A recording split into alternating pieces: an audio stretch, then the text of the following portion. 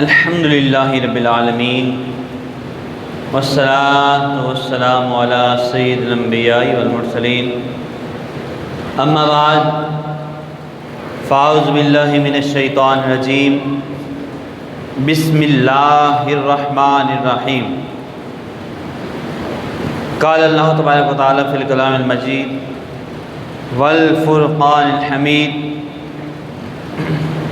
لئن شکرتم لأزیدنکم قال النبی صلی اللہ تعالی علیہ وسلم من صلی علیہ واحدۃ صلی اللہ علیہ عشر اور کما قال علیہ السلام۔ نبی مکرم رسول موشم شہنشاہ بنی آدم فخر عرب و عجم والی کون و مقام غم غسار زمان سید سرورہ احمد مجتبہ جناب محمد مصطفیٰ صلی اللہ تعالی علیہ وآلہ وسلم کی ذات ببرکات پر درود سلام پڑھنے کی بے شمار فضیلتیں بے شمار برکتیں احادیث کی کتابوں میں آئی ہیں۔ حضور رحمت عالم نور مجسم صلی اللہ تعالی علیہ وسلم ایک مرتبہ اپنے کاشانہ اقدس یعنی آپ علیہ السلام ایک مرتبہ اپنے صبح کے وقت اپنا پیارا پیارا چہرہ اور والضحیٰ کی صفت والا چہرہ لیے وہ تشریف لائے تو صحابہ کرام نے دیکھا کہ حضور علیہ السلام کا چہرہ بڑا چمک دھمک رہا ہے۔ اگر صحابہ کرام کی بھی شان چیک کریں کہ حضور کے چہرے پر کیسی نظریں جمائی ہوا کرتے یعنی حضور علیہ السلام کو تکتے رہنا گویا کہ ان کے لیے عبادت تھی۔ اب وہ پوچھنے لگے یا رسول اللہ صلی اللہ تعالی علیہ وسلم آج آپ کے چہرے پر کچھ زیادہ ہی خوشی نظر آ رہی ہے۔ خوشی تو پہلے بھی ہمیں نظر آتی تھی لیکن آج کچھ زیادہ نظر آ رہی ہے یا رسول اللہ آج کچھ خاص واقعہ ہوا ہے؟ آپ علیہ السلام نے ارشاد فرمایا کہ ہاں میرے صحابہ کرام میرے اللہ نے مجھے ابھی پیغام بھیجا ہے اور پیغام میں فرمایا کہ اے محبوب آپ کا جو امتی ایک بار درود پاک پڑھے گا تو میں اس کے لیے 10 نیکیاں لکھوں گا، اس کے میں 10 گناہ مٹا دوں گا، اس کے 10 درجات بلند کروں گا اور اتنی ہی مرتبہ یعنی 10 مرتبہ اس پر رحمتیں بھی نازل فرماؤ۔ درود کتنی مرتبہ پڑھا؟ 1 مرتبہ، اور رحمتیں کتنی ملی؟ 10 مرتبہ۔ درجات کتنے بلند ہوئے؟ 10 مرتبہ۔ گناہ کتنے معاف ہوئے؟ 10 مرتبہ۔ اور نیکیاں کتنی لکھی گئی؟ 10 مرتبہ۔ ایک درود پاک پڑھنا گویا کہ بندے کو 40 چیزیں ملنے کا سبب بن جاتا ہے۔ اور پھر بھی ہم اپنی زبان کو فضولیات سے تر رکھیں، پھر بھی ہم اپنی زبان کو درود و سلام کے نذرانے پیش کرنے کے لیے وقف نہ کریں، پھر بھی ہم اپنی زبان کو جناب جو ہے درود و سلام پڑھنے کے لیے وقف نہ کریں تو پھر ہمیں اپنی قسمت پر رونا چاہیے کہ یار اتنا بڑا موقع اللہ تعالیٰ نے دیا، اللہ تعالیٰ نے زبان بھی دی، اللہ تعالیٰ نے کان بھی دیا، اللہ تعالیٰ نے سب کچھ دیا، لیکن اس کے باوجود بھی مجھے توفیق نہیں ہے اللہ تعالیٰ کے نبی پر درود و سلام پڑھنے کی۔ ہم فضولیات بڑا بکتے ہیں، گھر بیٹھے ہوں گے جناب اپنا معاشرے میں کہیں پر بیٹھے ہوں گے، دکان پر بیٹھے ہوں گے، سیاست چل پڑے گی، ووٹ کے نہیں دینا بھائی بتاؤ اللہ کے نیک بندو کوئی چنگی گال کرو گے کرنی بھی ہے تو بات یہ ہے کہ جہاں پر بھی بیٹھے ہیں فضولیات نکالنے کے بجائے بہتر ہے کہ ایک مرتبہ کہنے صلی اللہ علی محمد، کیا جی کیا صلی اللہ علی محمد۔ جو بندہ ایک مرتبہ پڑھتا ہے اللہ تعالیٰ اس پر 70 رحمت کے دروازے کھول دیتا ہے۔ اتنی بڑی فضیلت، اور پھر بھی ہم نہ پڑھیں یار۔ اور وہ نبی صلی اللہ تعالی علیہ وسلم جن کی آنکھیں ہمارے غم میں ہمیشہ تر رہی، جن کی آنکھیں ہمارے لیے آنسو بہاتی رہیں، جن کے جو ہے نانین مقدسین ہمارے لیے روتے رہے، جن کی زبانیں مقدس ہر ٹائم اللہ کی بارگاہ میں یوں کھلتی تھی اللہم ربی حب لی امتی، اے اللہ میری امت مجھے ہبہ کر دے، مجھے عطا فرما دے۔ اور پھر امت کا کردار حضور پر، حضور کا نام آیا اور درود پاک نہ پڑھیں تو آج سے نیت کریں انشاءاللہ عز و جل زیادہ نہ صحیح تو کم از کم ایک دن میں 313 مرتبہ درود پاک پڑھیں گے۔ کون کون نیت کرتا ہے کہ انشاءاللہ 313 مرتبہ، کتنے جی؟ 3 تسبیحاں، اور 3 تسبیحوں کے ساتھ ساتھ 13 مرتبہ اور پڑھنا ہے، آپ کا ہو جائے گا 313 مرتبہ۔ تو ایک مرتبہ شوق و محبت سے پڑھ لیجیے، الصلاۃ والسلام علیک یا رسول اللہ وعلی آلک واصحابک یا حبیب اللہ، الصلاۃ والسلام علیک یا نبی اللہ وعلی آلک واصحابک یا نور اللہ۔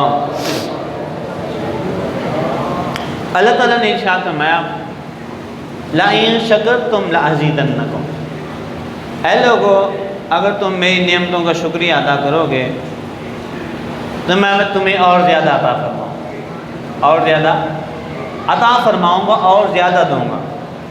اور پھر فرمایا وَاشْكُرُوا لِلَّهِ إِن كُنتُمْ إِيَّاهُ تَعْبُدُونَ، اے لوگو اپنے رب کا شکر ادا کرو اگر تم اسی کی عبادت کرتے ہو۔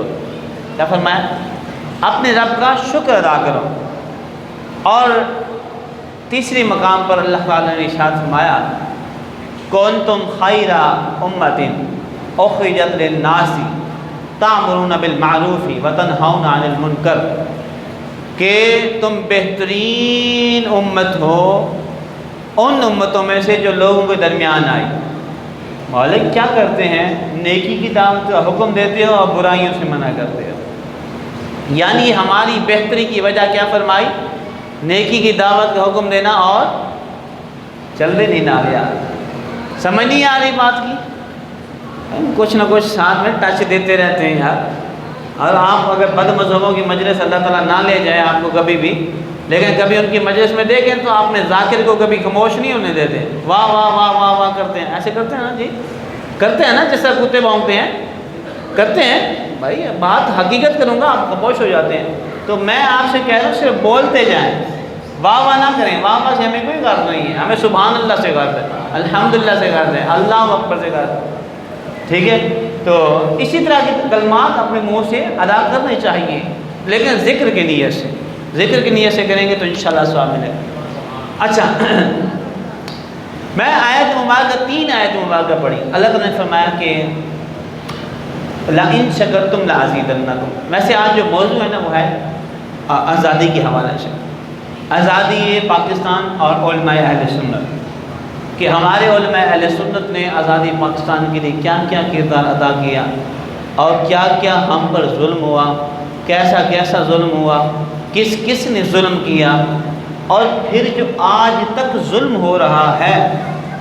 تو انشاءاللہ عز و جل کچھ آپ کو حقیقت بیان کرنے کی کوشش کی جائے گی۔ دعا فرمائیں کہ اللہ تعالی ہم سب کو حق سچ سننے کی، حق سمجھنے کی، حق سچ بولنے کی توفیق عطا فرمائے۔ اللہ اکبر۔ 14 اگست کا دن قریب ہے، تقریباً یعنی پیر والے دن 14 اگست ہے، اور پاکستان کی انشاءاللہ 76 یعنی 76ویں سالگرہ ہم منائیں گے انشاءاللہ۔ تو سیدی امیر اہل سنت دامت برکاتہم العالیہ آپ فرماتے ہیں کہ اسلامی احکام پر عمل کرنے کے لحاظ سے، اسلامی احکام پر عمل کرنے کے لحاظ سے جتنی آزادی پاکستان میں ہے اتنی آزادی کسی اور ملک میں نہیں ہے۔ ہم پاکستان کو برا بھلا کہتے تھکتے تو نہیں ہیں، لیکن چاہے آپ بے دھڑک دین کا کام کریں، جتنی جناب آپ رات کو نمازیں پڑھیں، تہجد پڑھیں، اشراق پڑھیں، چاشت پڑھیں، اوابین کے نوافل قیام کریں، رات کو صلاۃ و تسبیح کے نوافل قیام کریں، تقاریر کریں، مذہبی جلسے کریں، جتنی آزادی پاکستان میں ہے اتنی اور کسی ملک میں نہیں ہے۔ ایک جلسہ کرنا ہے، پہلے 1-2 مہینے 4-4 5-5 مہینے آپ کو پرمیشن لینا پڑے گی کہ بھئی ہم نے یہ کرنا ہے، اور ہم الحمدللہ اللہ پاک کا فضل و کرم ہے، جب چاہتے ہیں مسجد میں جلسہ لا کر یہ اللہ پاک کا کرم نہیں ہے تو اور کیا ہے؟ آزادی کی نعمت کوئی کم نعمت نہیں ہے، لیکن یہ ملی کیسے؟ عرض کرتا ہوں۔ آپ فرماتے ہیں امیر علیہ سنت کہ الحمدللہ پاکستان ایسا ملک ہے جہاں لاکھوں مساجد ہیں، ایسا ملک ہے جہاں گلی گلی محلے محلے میں مسجد موجود ہے، ایسا ملک ہے پاکستان کے جو حاجیوں کا ملک ہے، اور پاکستان میں ہر سال میں ایک بہت بڑی تعداد پاکستان سے حج و عمرہ کرنے کے لیے جاتی ہے، اور پاکستان حفاظ کرام کا ملک ہے، یعنی سب سے زیادہ حافظ جو پائے جاتے ہیں وہ پاکستان میں پائے جاتے ہیں۔ اور اس کے ساتھ ساتھ پاکستان میں ایک بہت بڑی تعداد عاشقان رسول کی ہے، بعد مذہب بھی ہیں لیکن عاشقان رسولوں سے زیادہ ہے۔ اللہ کے نبی صلی اللہ علیہ وسلم کا نام لینے والے اور آپ علیہ السلام پر اپنی جان قربانی کرنے والے پاکستان میں زیادہ پائے جاتے ہیں۔ اور اس کے ساتھ ساتھ الحمدللہ پاکستان اولیاء کرام کی سرزمین ہے۔ کن کی سرزمین ہے جی؟ اولیاء کرام کی سرزمین ہے کہ اس سرزمین میں کتنے کتنے بڑے بڑے اولیاء کرام تشریف فرما ہے۔ اس سرزمین میں قبلہ داتا حضور تشریف فرما ہے۔ اس سرزمین میں قبلہ بابا فرید علیہ رحمہ تشریف فرما ہے۔ اس سرزمین میں عبداللہ شاہ غازی رحمۃ اللہ علیہ تشریف فرما ہے۔ اس سرزمین میں بہاؤالدین زکریہ ملتانی تشریف فرما ہے۔ اس سرزمین میں شاہ رکن عالم تشریف فرما ہے۔ اس سرزمین میں پیر مہر علی شاہ تشریف فرما ہے۔ اس سرزمین میں اللہ تعالیٰ کے بہترین، اللہ تعالیٰ کے عطا کیے ہوئے، اللہ تبارک و تعالیٰ کے دین کی خدمت کرنے والے کافی علماء کرام کی مزارات موجود ہیں۔ اور اس سرزمین میں بابا بلے شاہ موجود ہیں۔ اس سرزمین میں کھڑی شریف والی حضرات موجود ہے۔ الحمدللہ پاکستان ایک بہت بڑے اولیاء کرام کی تعداد ایک پاکستان میں پائی جاتی ہے۔ اور پاکستان کا نقشہ کتنا پیارا بنا ہوا ہے، اللہ تعالیٰ نے ہمیں عطا فرمایا۔ اگر ملایا جائے تو پورا نام بنتا ہے محمد۔ اچھا جی، اس کے ساتھ ساتھ پاکستان کو اگر دیکھا جائے تو پاکستان یعنی مطلق اپنا جو ہے نقشے بنانے والے حضرات وہ کہتے ہیں کہ اگر آپ مغرب کی سمت میں نماز پڑھ لیں نا پاکستان میں، آپ کا منہ کعبے کی طرف ہو جائے گا، چاہے قبلے کا پتہ نہیں ہے، صرف یہ پتہ ہے کہ سورج ادھر ڈوب رہا ہے، اس طرف نماز پڑھ لیں آپ کی نماز ہو جائے گی۔ یعنی بالکل کعبۃ اللہ کے، خانہ کعبہ کے باب کے دروازے کی بالکل سامنے پاکستان کا رخ پاتا ہے۔ اور تھوڑا سا ادھر مڑ جائیں تو سرکار علیہ السلام کا جلوہ زیبا، آپ علیہ السلام کے پیارے پیارے قدمین مقدسین پاکستان کی طرف تشریف فرما ہے۔ اللہ اکبر۔ تو جب اتنی ہمیں اللہ تعالیٰ نے نوازشات کی تو اب بھی اگر ہم اللہ کا شکر ادا نہ کریں، لَإِن شَكَرْتُمْ لَأَزِيدَنَّكُمْ پر عمل نہ کریں، تو پھر آگے والی آیت مبارکہ بڑی شدید ہے کہ اگر تم نے میرا انکار کیا، میری نعمت کی ناشکری کی، تو یاد رکھو کہ میرا عذاب بڑا شدید ہے، ان عذاب لشدید۔ اور یہاں پر الحمدللہ یہ پاکستان اولیاء کرام کی سرزمین بھی ہے، علماء کرام کی سرزمین بھی ہے، عاشقان رسول کی بھی سرزمین ہے، اور دنیاوی لحاظ سے پاکستان کی بہت ساری خوبصورتیاں ہیں۔ الحمدللہ یہ تو پاکستان کے اچھے پہلو تھے، لیکن اگر آئیں ہم اپنے برے پہلوؤں کی طرف تو پاکستان میں ہماری بدعمالیاں، بد کرداریاں کوئی کم نہیں ہیں۔ اس سے پہلے آئیے، میرا دل بہت کر رہا ہے کہ میں اس کتاب کا آپ کو کچھ تعارف بھی کرواؤں اور اس میں سے کچھ آپ کو پڑھ کر بھی سناؤں کہ پاکستان بنانے میں ہمارے کن کن علماء کرام نے اپنا کردار ادا کیا، اور تاریخ کے مؤرخوں نے اتنا ظلم کیا کہ ان کا نام تک تحریک آزادی میں نہیں ڈالا۔ آج آپ نصاب کی کتابوں میں اٹھا کر دیکھیں کہ حضرت سید مولانا فضل امام خیر آبادی، فضل حق خیر آبادی، امام احمد اللہ مدارسی رحمۃ اللہ علیہ، امام اہل سنت رحمۃ اللہ علیہ، الشاہ امام احمد رضا خان رحمۃ اللہ علیہ، اور آپ کے ساتھ لاکھوں علماء کرام کا ایک وفد جو موجود تھا، ان میں سے کتنے علماء اہل سنت کے نام ہیں۔ آپ کو نام نظر آئیں گے، میں واضح واضح نام لے لیتا ہوں کہ جناب اس تاریخ میں آپ کو نظر آئے گا سر سید احمد خان کا خان، نام سنا ہے سر سید احمد خان کا؟ سر سید احمد خان کون تھا پتہ ہے آپ کو؟ پتہ ہے کون تھا؟ تعارف کرواؤں؟ آج تک اگر آپ کو کسی نے تعارف نہیں کروایا، اور ایک ایک بات کا میں حوالہ دوں گا، بغیر حوالے کے میں الحمدللہ بات کرنے کا قائل ہوں۔ یہ بندہ پکا ٹھکا نیچری تھا، یہ کہتا ہے کوئی جنت کوئی دوزخ نہیں ہے، کوئی جنت کوئی دوزخ نہیں ہے، یہ کہتا ہے جناب اپنا جو ہے معاذ اللہ ثم معاذ اللہ کہتے ہوئے زبان لرزتی ہے۔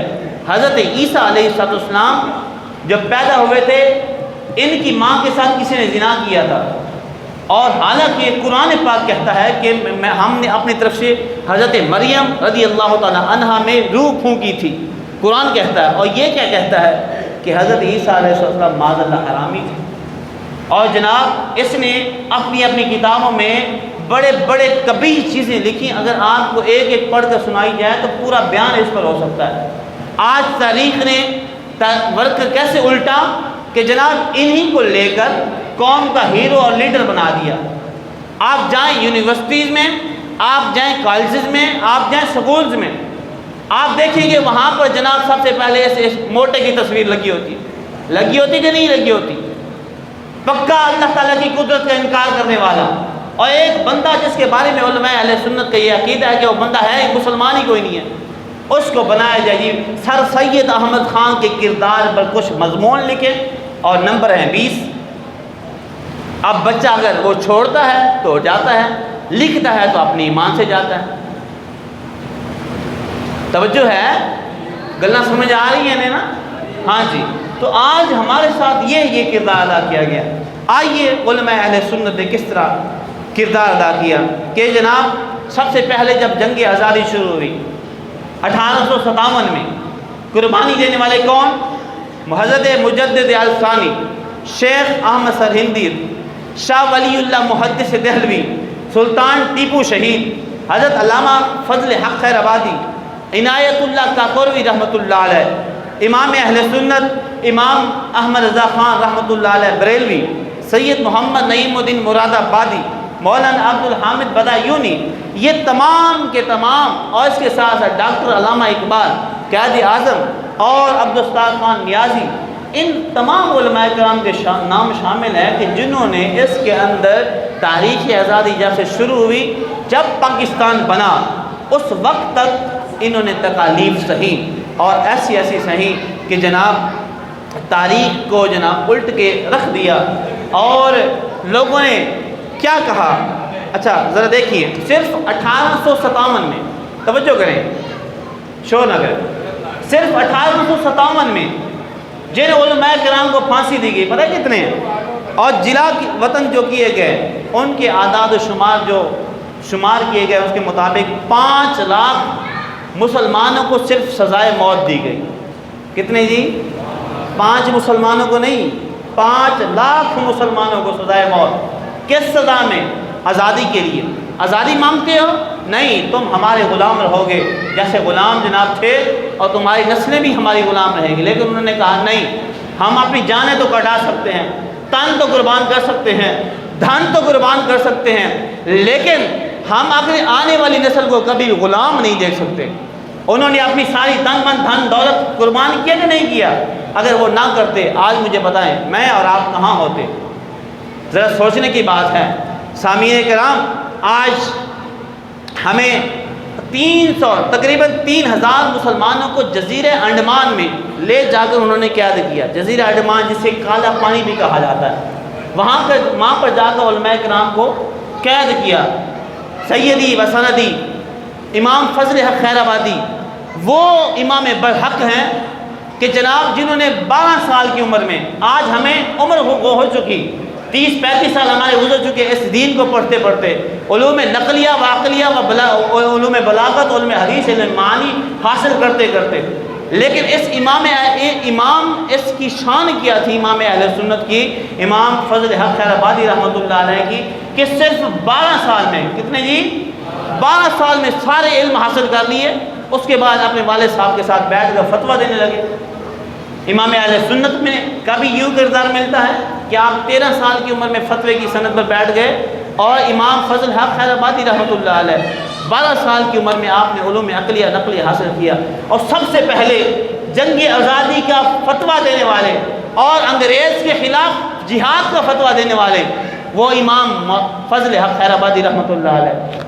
آپ نے جب فتویٰ دیا، جنگ آزادی شروع ہوئی، مجاہدین جوک دا جوک بہر آئے، اور انگریزوں نے ان کو گاجر مولی کی طرح کاٹنا شروع کیا، اور کاٹتے کاٹتے کاٹتے جناب جب انہوں نے دیکھا کہ یہ ہم جنگ آزادی کا ان کو مار تو سکتے ہیں، لیکن آزادی کا جو جذبہ مسلمانوں نے اپنی اولاد کے دل میں ڈال دیا ہے نا، یہ کبھی ختم نہیں ہو سکتا۔ انہوں نے جناب یہ لے کے رہنا ہے، آزادی ان کو حاصل ہونی ہی ہونی ہے۔ لیکن انہوں نے اعلان کیا، ایک مکر چلا، انگریز نے کہا کہ جناب جتنے بھی لوگ چھپے ہوئے ہیں، اس وقت انگریز کے جو مخالف تھے ان کو کہا جاتا تھا باغی، اور یہ ہمارے علماء اہل سنت کو سب سے پہلی فہرست میں رکھا جاتا تھا کہ یہ سب سے پہلے یہ باغی یہ لوگ ہیں. کون؟ علماء اہل سنت، اور اس کے بعد دیگر علماء. اور ان علماء کو علماء کرام کہنا بھی درست ہے یا نہیں ہے کہ دیکھیں کہ جو یہ یوں تک کہنے لگے کہ خدا کا شکر ہے کہ ہم پاکستان بنانے کے گناہ میں شریک نہیں. یہ لوگوں نے لکھا کہ جناب یہ اللہ کا شکر ہے. یہ تاریخ تخلیق پاکستان میں علماء اہل سنت کا کردار، صفحہ نمبر ہے 101. اور اس وقت کہنے والے کون؟ مفتی محمود، ایک قومی اسمبلی میں. مفتی محمود کون؟ یہ جناب اب جماعت کا میں نام لینا مناسب نہیں سمجھتا کہ جناب آج جن کو ہم ڈیزل کے نام سے پکارتے ہیں، وہ اس کی جماعت کے سب سے پہلے ہیڈ کیا کہنے لگا کہ اللہ کا شکر ہے ہم پاکستان بنانے کے گناہ میں شریک نہیں ہیں. یعنی پاکستان بنانا ایک عظیم گناہ ان کے نزدیک. اور آئیے جناب مولانا قاسم بنارسی، اور یہ بھی ایک طبقہ ہے جس کا نام میں لینا پسند نہیں کرتا کہ جو اپنے آپ کو جناب کچھ بھی کو کہتے ہوں. وہ کہتے ہیں پاکستان کا نعرہ ایک ڈھونگ ہے. اور آئیے جناب جمعیت علماء اہل اسلام کا قائد یہ کہہ رہا ہے کہ پاکستان بنانے کے گناہ میں ہم شریک نہیں. اب بتائیں جو بندہ یہ کہے کہ میں پاکستان بنانے کے گناہ میں شریک نہیں، پاکستان بننے کے بعد اس کا وفادار ہو سکتا ہے؟ آج بڑی بڑی مسندوں پر، بڑی بڑی سیٹوں پر وہی لوگ براجمان ہیں کہ جن کے بڑوں نے یہ کہا یہ پاکستان نہیں یہ پلیتستان ہے، جن کے بڑوں نے یہ کہا یہ پاکستان نہیں یہ خاکستان ہے. اور انہوں نے ان کے بڑوں نے یہ لکھا اپنی کتابوں میں، کیا کہا؟ یہ پاکستان نہیں یہ نا پاکستان ہے. اور جناب ہمارے بڑوں نے کہا کہ جب یہ قرارداد ہوئی نا اس وقت علماء اہل سنت سارے اکٹھے اپنا بیٹھے تھے، اور مولانا محمد علی جوہر نے کہا کہ جناب یہ ہم نے پاکستان لینا ہی لینا ہے. تو اس وقت کچھ قائد اعظم اور ان کے جناب کچھ لوگوں نے یہ کہا کہ یار پتہ نہیں کیسے پاکستان بنے گا کیسے نہیں بنے گا. تو جناب وہ مولانا محمد علی جوہر نے کہا کہ ہمارا جسم تو جا سکتا ہے، جان جا سکتی ہے، لیکن ہم کبھی پاکستان کو پیچھے ہم یعنی جب تک نہیں بنتا ہم پیچھے نہیں ہٹ سکتے. اور قدرت خدا کی یہ ہوئی جب ان کی مجلس میٹنگ ہوئی، راستے میں آتے ہوئے مولانا محمد علی جوہر کا انتقال ہو گیا. اور اس کے بعد جناب جب پاکستان بنا اور وہاں پر علماء اہل سنت کا یہ جناب جتنی بھی کانفرنسیں ہوئی ہیں، جتنی بھی کانفرنسیں ہوئی ہیں آپ جن کو دیکھیں گے، آل سنی انڈیا کانفرنس، آل سنی بنارس کانفرنس، یعنی جو بھی کانفرنس آ رہا ہے سب کے نام میں سنی سنی آ رہا ہے. اب بتائیں کہ اگر وہ لوگ جو پاکستان بنانے کے دعوے دار ہیں اور آج یونیورسٹیز اور آج کالجز میں اس بات پر جناب مصر ہیں کہ ہمارا نصاب اس کے اندر پڑھایا جائے اور علماء اہل سنت کو یکسر برطرف کر دیا جائے، وہ بتائیں کہ اپنے بڑوں نے کیا کیا کارنامے جناب سر انجام دیے اور کتنے کتنے ناپاک الفاظ پاکستان کے بارے میں کہے. اور جب پاکستان بن گیا تو کافروں کی طرح اس کے اندر شریک ہو گئے. کیوں؟ کافر بھی یہی کہتے تھے وَإِذَا لَقُوا الَّذِينَ آمَنُوا قَالُوا آمَنَّا وَإِذَا خَلَوْا إِلَىٰ شَيَاطِينِهِمْ قَالُوا إِنَّ مَعَكُمْ إِنَّمَا نَحْنُ مُسْتَهْزِئُونَ. کہ جب وہ کافروں کو ملتے ہیں تو منافق کہتے ہیں کہ جناب ہم تو تمہارے ساتھ ہیں، ہم تو ان کے ساتھ ٹھٹھا مذاق کر رہے تھے. اور جب اہل ایمان کو ملتے ہیں کہتے ہیں نہیں نہیں ہماری محبتیں تو آپ کے ساتھ ہیں. اب وہ لوگ جنہوں نے خود پاکستان کے بارے میں ناپاکیزہ الفاظ، اللہ اکبر، کہ جس نے قائد اعظم کو قائد اعظم نہیں بلکہ کافر اعظم کہا گیا. کیا کہا گیا؟ کافر اعظم معاذ اللہ، قائد اعظم کو کہنے والے. اب مجھے پتہ ہے پاکستان کے کیسے یہ رہنما ہو سکتے ہیں. سامعین حضرات، ہم ان باتوں کو اگر بیان کرتے ہیں تو ہمیں پھانسی لگا دیا جاتا ہے. علماء اہل سنت اسی وجہ سے آج تک پیچھے ہیں. کیوں؟ وجہ کیا ہے؟ یہ حق سچ بیان کرنے سے رکتے نہیں ہیں. اور جب حق سچ بیان کر لیتا ہے اور ہماری قوم ایسی ہے کہ اللہ ماشاءاللہ کہ 14 اگست پر انہوں نے باجے لگانے ہیں اور گلی گلی میں گھومنا ہے اور جناب بازاروں میں سلنسر نکال کر گھومنا ہے. کیا ہوا بھائی؟ کیا کر رہے ہیں؟ کہتے ہیں جی آزادی منا رہے ہیں. بھائی کون سی آزادی منا رہے ہو؟ چلا نہ آج سے تم انگریز سے آزاد ہو سکے. انگریز سے آزاد ہو گئے، اللہ کا شکر ادا کرو.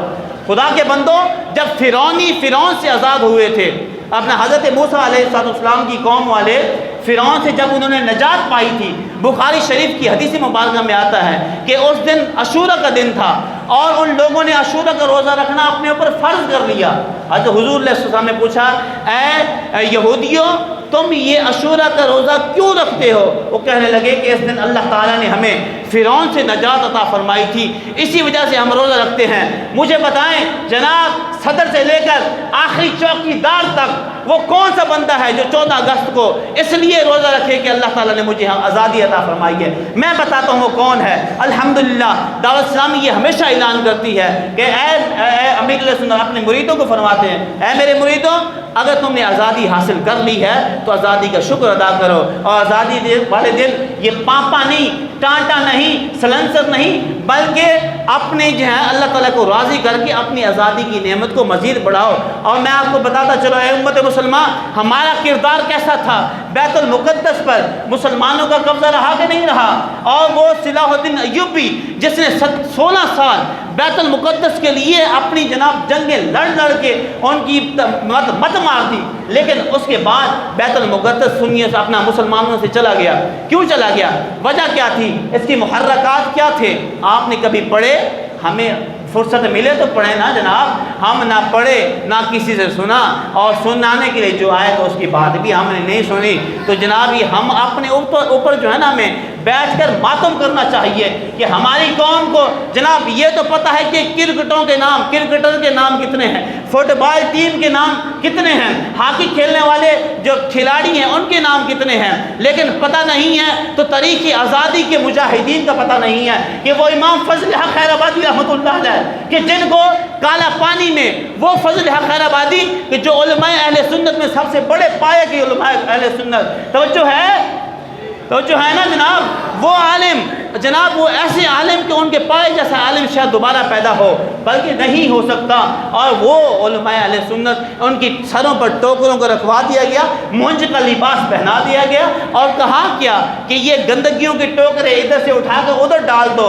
محترم، ہم نے علماء کی قدر کو پہچانا ہی کب ہے؟ ہمیں کیا پتا کہ عالم کیا ہوتا ہے، عالم کی شان کیا ہوتا ہے، عالم کی مقام و مرتبہ کیا ہوتا ہے؟ ہمیں صرف پتہ ہے تو کس چیز کا کھانا کیسے ہے، رہنا کیسے ہے، معاشرے میں جناب کرنا کیا ہے، ہمیں پتہ نہیں ہے، تو علماء کی شان کا پتہ نہیں ہے۔ جناب یہ امام فضل خیر آبادی رحمۃ اللہ علیہ جن کو سزا صرف اس لیے دی گئی کہ انہوں نے جنگی آزادی کا فتویٰ دیا تھا اور کہا تھا کہ جناب یہ اس وقت کے جو مسلمان ہیں ان پر یہ لازم ہے کہ جہاد کریں، نہیں کریں گے تو پستے رہیں گے۔ اور وہ امام فضل حق خیر آبادی رحمۃ اللہ علیہ کہ جن کو ان انگریزوں نے جناب کالا پانی میں رکھا اور ایسے جگہ پر رکھا کہ کولوں کی جگہ پر، جہاں پر آپ نے دیکھتے ہیں نا کولوں والی جگہ پر جائیں تو اونٹ بندے ہوتے ہیں نا کہ ادھر گھوم رہے ہوتے ہیں، وہاں پر ہمارے علماء اہل سنت کو باندھا گیا۔ کیا باندھا گیا؟ علماء اہل سنت کو باندھا گیا کہ جناب چلاؤ کولو، تم نے فتویٰ دیا تھا نا جہاد کا۔ اب جناب وہ ہمیں کیا پتا، ہمیں کون بتائے؟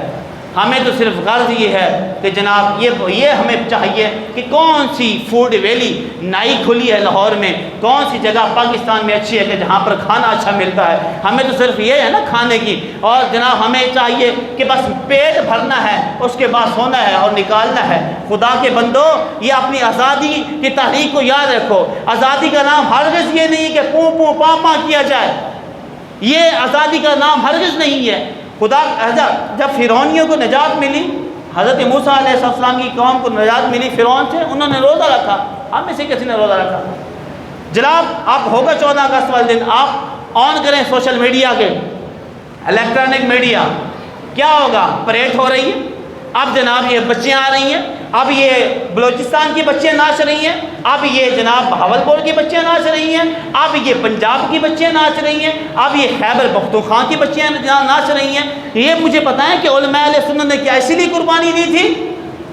بھئی آپ سے سوال ہے، اسی لیے قربانی دی تھی کہ تم اپنے جناب بے حیائیاں عروج پر لے جاؤ؟ اور ہمیں کیا حکم ہے کہ ان کن تم اپنا ہمیں اللہ نے حکم کیا دیا، لئن شکرتم لازیدنکم، شکر کرے گے اور زیادہ دوں گا۔ اور ان مسلمانوں نے بیت المقدس کی آمد پر شکریہ ادا کیا، لیکن جیسے ہی شکریہ ختم کیا اپنی بدعمالیوں میں گرفتار ہوئے، اللہ تعالیٰ نے بیت المقدس کو جناب ان سے چھین کر یہودیوں کو قبضہ ہے کہ نہیں ہے؟ آج وہ بیت المقدس جہاں پر میرے امام الانبیاء سردار انبیاء صلی اللہ تعالیٰ علیہ وسلم کم و بیش 1,24,000 انبیاء کی امامت فرمائے، وہ بیت المقدس جو مسلمانوں کا قبلہ اول رہا، وہ بیت المقدس جہاں پر لاکھوں اولیاء کرام کی مزارات، جہاں پر ہزاروں انبیاء کرام کی مزارات موجود ہیں، لیکن انہی بیت المقدس پر آج یہودیوں کو قبضہ ہے کہ نہیں ہے؟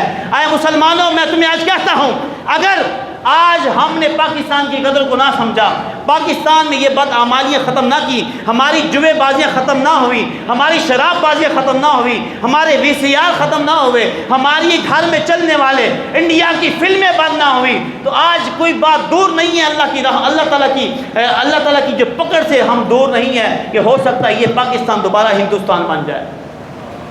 توجہ ہے؟ ہاں جی، عرض یہ ہے کہ یہ میرے دل کا درد ہے جو میں نے آپ کو بیان کیا ہے کہ جناب آج ضرورت ہے ہمیں اپنی اولاد کو تاریخ پڑھائے اور تاریخ پاکستان میں علماء اہل سنت کا کردار بتائے۔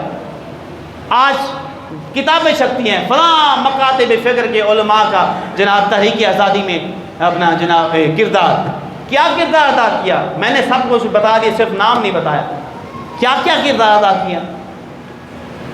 اللہ اکبر، دل کے پھپھولے جل اٹھے سینے کے داغ سے، ارے اس گھر کو آگ لگی گھر کے چراغ سے۔ آج ہمارے ہاں یہی ہے، 14 اگست ہم منائیں گے نا قریب، بچوں کو ہم ہی پیسے دیں گے، جا بچہ باجا لے کے بجا معاشرے میں، تو آزاد ہو گیا۔ میں نے کہا باقی تو آزاد ہو گیا، کس سے؟ شرم سے، غیرت سے، حیا سے اور ماں باپ کی ادب سے آزاد ہو گئے۔ ایسا ہے کہ نہیں ہے؟ بھائی بولیں، ہے نا؟ ہاں جی، ابھی ٹائم نہیں ہوا، انشاءاللہ ٹائم پر اللہ نے چاہا تو میں بند کر دوں گا۔ بات یہ ہے کہ یہ بات سوچنے کی ہے، ہمیں اگر آج سے کسی نے نہیں بتایا تو یہ آپ کا چھوٹا بھائی آپ کی بارگاہ میں عرض کرتا ہے۔ حضور علیہ السلام نے ارشاد فرمایا، اے لوگوں، دنیا میں 2 آوازیں ہیں جن پر لعنتیں کی گئی ہیں، 2 آوازیں جن پر لعنتیں کی گئی، ایک خوشی کے وقت باجا بجانا اور دوسرا مصیبت کے وقت آوازیں نکالنا، نوحہ کرنا، بین کرنا۔ آج ہمارا یہی ہوتا ہے کہ نہیں ہوتا؟ خوشی ہوتی ہے، اللہ کے بندوں خوشی چاہیے تو یہ تھا کہ تم نماز فجر پڑھتے، اس کے بعد اشراق و چاشت پڑھتے اور نوافل کی جماعت قائم کرتے، اللہ تعالیٰ کی بارگاہ میں شکریہ ادا کر دیا، اللہ تیرا لاکھ شکر ہے کہ تو نے ہمیں مملکت پاکستان جیسا ایک بہترین ملک ہمیں عطا فرمایا۔ یا اللہ یہ آزادی کی نعمت ہم سے کبھی سلب نہ فرمانا، یا اللہ یہ آزادی کی نعمت ہماری اولاد کو بھی عطا فرمانا، یا اللہ یہ کشمیر کے مسلمانوں کو بھی آزادی کی نعمت عطا فرمانا۔ برما کے مسلمان آپ نے سمجھے نہیں یا خدا کی کہ وہ ہماری بچیوں کے پستان کاٹ دیے گئے، ان کو جناب ٹکڑے ٹکڑے کر کے جلایا گیا کہ نہیں جلایا گیا، اور ہم کہتے ہیں مسلمان ہیں۔ خدا کی قسم ہم مسلمان بولے، یہ مسلمان ہونے کا حق نہیں ادا کر رہے ہم۔ یا ایھا الذین آمنوا ادخلوا فی السلم کافہ، اے ایمان والو اسلام میں پورے کے پورے داخل ہو جاؤ۔ ہم آدھ ہٹی تڑاڑ ہپتے، یہ کون سا اسلام ہے؟ ہمیں نہ جناب اپنی ماں بہن کی قدر کا پتا، نہ جناب معاشرے میں رہنا کیسے ہے، نہ ہمیں اپنا قرآن کا پتا، نہ ہمیں دین کا پتا، نہ ہمیں نمازوں کا پتا۔ ہماری مسجدیں ویران، ہمارے رمضان میں تراویح پڑھنے والے سارے ویران، روزہ رکھنے والے کتنے بندے بے روزگار سارے کے سارے۔ ہم مسلمان ہیں، ہم دعویٰ کرتے ہیں مسلمان ہیں، یہ کیسے مسلمان ہیں؟ مجھے بتائیں تو سلسلہ، مسلمان ہونے کا حق ادا کر رہے ہیں۔ وہ نبی صلی اللہ تعالیٰ علیہ وسلم جن کے قدمین شریفین مقدسین طاہرین مطہرین ہمارے لیے کھڑے، رات کو کھڑے ہو کر سوج جایا کرتے تھے۔ اما عائشہ صدیقہ عرض کرتی، یا رسول اللہ اپنی جان پر کرم فرمائی۔ آپ فرماتے کہ کیا میں اللہ کا شکر گزار بندہ نہ بن جاؤں؟ ہم میں سے فجر کے لیے کتنے آتے ہیں؟ یہ جناب مسلمانوں کی بستی ہے، کچھ سکھوں کی عیسائیوں کی نہیں ہے، لیکن ہم جناب مسلمان کا حق ادا کتنا کرتے ہیں؟ فجر کی اذان ہوتی ہے، حی علی الصلاۃ، آؤ نماز کی طرف، کتنے مسلمان آتے ہیں؟ اور جنگ آزادی میں اور پاکستان آزاد کرتے ہوئے کتنے بندوں کو شہید کیا گیا، کتنی ہماری ماں بہنوں کی عصمت لوٹی گئی. کم و بیش 76,000 وہ بچیاں تھیں جن کو جناب سکھ اٹھا کے لے گئے، اور جنہوں نے اپنی عزتیں بچانے کے لیے، عصمت و ناموس بچانے کے لیے جناب دریاؤں میں چھلانگیں لگائیں، کنویں میں چھلانگیں لگائیں. ان کا تو حد و حساب ہی نہیں ہے. تو خدا کے بندو، یہ میں ہاتھ جوڑ کر کہتا ہوں، یہ باجا بجانا حرام ہے. کون سا جی؟ باجا بجانا کیا ہے؟ حرام ہے. باجا کیوں بجا رہے ہیں؟ آپ بتائیں کہ جو ہم 14 اگست مناتے ہیں 1947، مسلمان شہادت پائے تھے مسلمانوں نے، اور دلی کا کوئی ایسا راستہ نہیں تھا. مجھے تو یاد آ گیا مولانا احمد اللہ مدارسی رحمۃ اللہ علیہ کی بات، کہ جب ان کو جنگ آزادی کے جرم میں ان کو دلی کے چوک میں ان کا سر کاٹ کر لٹکا دیا گیا تھا، اہل سنت کے سب سے بڑے امام، اور 8 دن تک آپ کے بدن سے خون ٹپکتا رہا. کیسی کیسی جناب آپ اس ظلم کی آندیاں چلی پاکستان بناتے ہوئے.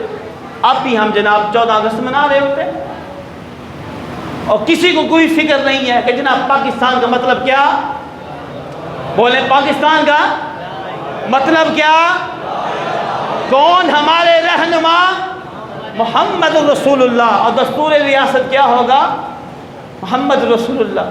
آج ایک منٹ کے لیے آپ بتا دیں، جب سے پاکستان بنا اور اب تک 76 سال ہو گئے، کبھی 1 منٹ کے لیے بھی اسلام کے نفاذ ہوا پاکستان میں؟ قائد اعظم سے کسی نے پوچھا، جناب آپ پاکستان کا قانون کیا بنائیں گے؟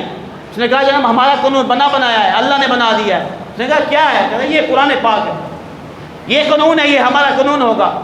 قرآن کے مطابق کوئی ایک فیصلہ کیا گیا؟ آج جناب جب پھر ڈلتے ہوتے مرزائیوں کو، اور ان کو بھائی بھائی بھائی تو جب دور رہ گئی، وہ بات بھائی بھائی والی کہنے والی بات دور رہ گئی. اب جناب ان کو مسلمان قرار دینے کی، وہ ہمارے علماء اہل سنت جنہوں نے مال روڈ پر اپنی قربانیاں دی، اس مرزائیوں کو کافر ڈکلیئر کرنے کے لیے آج وہی مسلمان لگے ہوئے ہیں جناب، مرزائیوں کو مسلمان. خدا یہ میرے دل کی درد ہے. خدا کے بندو، اپنی آزادی کو پہچانو. یہ آزادی یہ نہیں ہے کہ جناب بھاگ پڑنا اور اندھوں کی طرح ایک دوسرے کے پیچھے جناب موٹر سائیکل 1 ویلنگ ہو رہی ہے. اور ہمارے گھروں میں آپ تھوڑا گھروں کو تھوڑا دیکھ لیجیے. گھروں میں اگر ہمارے VCR چلتا ہے، VCR تو گیا، کیبل چل رہی ہے اگر، اور اس کے اندر چل رہی ہیں کس کی فلمیں؟ بھارت کی. وہی بھارتی جو آپ کی قدیم، چاہے ابھی کی نہیں، آپ کی اگر نسل کو دیکھا جائے تو آپ کی نسل میں سے کتنی ماں بہنوں کا قاتل ہے، کتنی کی عصمتوں کو لوٹنے والا ہے. یہ باتیں جو ہے بس اللہ تعالیٰ جو ہے ہم سب پر کرم فرمائے، ہم سب کو جو ہے وہ زوال سے محفوظ فرمائے. کوشش کیجئے یہ یوم آزادی جو ہے شکرانے میں گزاریے. انشاءاللہ عز و جل اپنی اسی مسجد میں اللہ نے چاہا تو 14 اگست کو 7 بجے نماز نوافل قیام کی جائے گی، صرف اس لیے شہداء کے اصحال ثواب کے لیے. انشاءاللہ کچھ دیر کے لیے اصحال ثواب کی محفل ہوگی، اس کے بعد ختم شریف ہوگا، انشاءاللہ نوافل پڑھے جائیں گے. کیا آپ سب آئیں گے؟ بس آپ سے یہ میں التجا کرتا ہوں کہ آپ 14 اگست کو ایسے شروع کریں کہ مالک کو جو راضی کر دیں. لَإِن شَكَرْتُمْ لَأَزِيدَنَّكُمْ، اس آیت پر عمل کر لیں. اللہ نے چاہا تو انشاءاللہ ہماری جو ذلت جو ہے، ذلت و رسوائی ہے، یہ عزت میں بدل جائے گی. اللہ تعالیٰ مجھے اور آپ کو عمل کرنے کی توفیق عطا فرمائے.